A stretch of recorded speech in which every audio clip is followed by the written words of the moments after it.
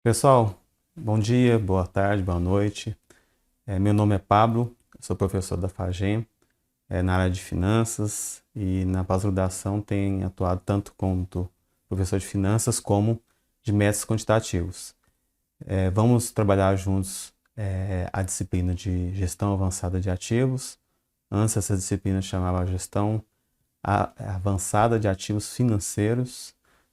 Isso quer dizer que a gente está mais focado no mercado de capitais, no mercado financeiro, apesar do que a gente vai apresentar para vocês se aplica a qualquer ativo. Mas o foco maior, os exemplos, estão dentro do contexto do mercado financeiro e do mercado de capitais. Pois bem, quais são os nossos objetivos aqui com a disciplina? Para começo de conversa, a gente tem que pensar e contextualizar como nós, administradores financeiros, nós financistas, né, entusiastas da área de finanças, tomamos decisão. Como que nós vamos desenvolver todo o processo de tomada de decisão. Desde pensar o tipo de conhecimento que eu tenho que ter e que tipo de dados que eu vou utilizar. Nós também vamos apresentar agora de uma forma mais pontual como vocês vão calcular os retornos dos ativos financeiros. Assim como temos a dimensão do retorno, também temos que entender a outra grande dimensão, que é o risco. Como que nós vamos mensurar o risco dos ativos financeiros. E aliado essas duas dimensões de forma aliadas, vai nos dar as medidas que nós chamamos de retorno ajustado ao risco, que vai nos ajudar no processo de tomada de decisão de ativos, seja do ponto de vista que a gente vai fazer uma prospecção futura, ou a gente vai olhar para o passado e fazer uma avaliação se fomos bem ou não, se tomamos nossa decisão acertada ou não.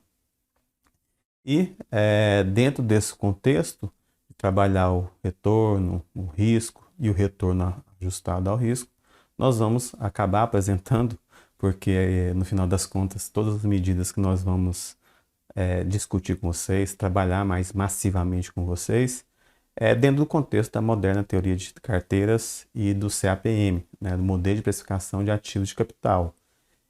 Esse modelo, né, essa moderna teoria de carteiras, na verdade, já não é tão moderna assim. Data já de, no mínimo, aí, uns 70 anos atrás. Mas continua muito em voga e é uma teoria muito elegante, simples de entender, não é complicada. Até a matemática por trás não é tão complicada assim. Fiquem calmos, nós não vamos apresentar a matemática da coisa.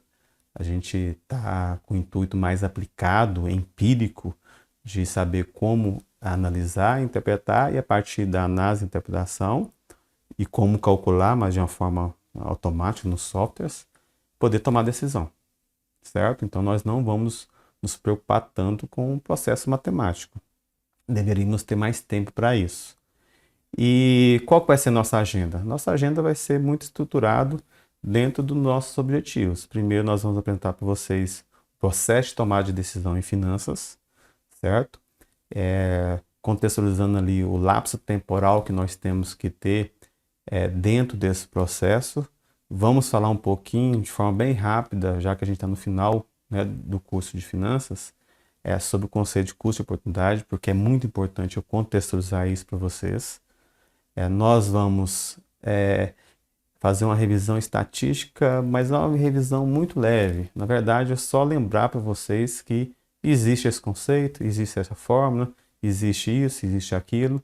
Não tem como, a gente não tem tempo para isso, de fazer uma revisão estatística mais profunda. Inclusive, essa revisão ela vai ser apresentada apenas na forma de vídeos, enfim. A gente não vai trabalhar a revisão nos encontros síncronos, nos encontros remotos. E na sequência nós vamos falar sobre os retornos de ativos individuais, no ativo único e dentro do contexto também da carteira.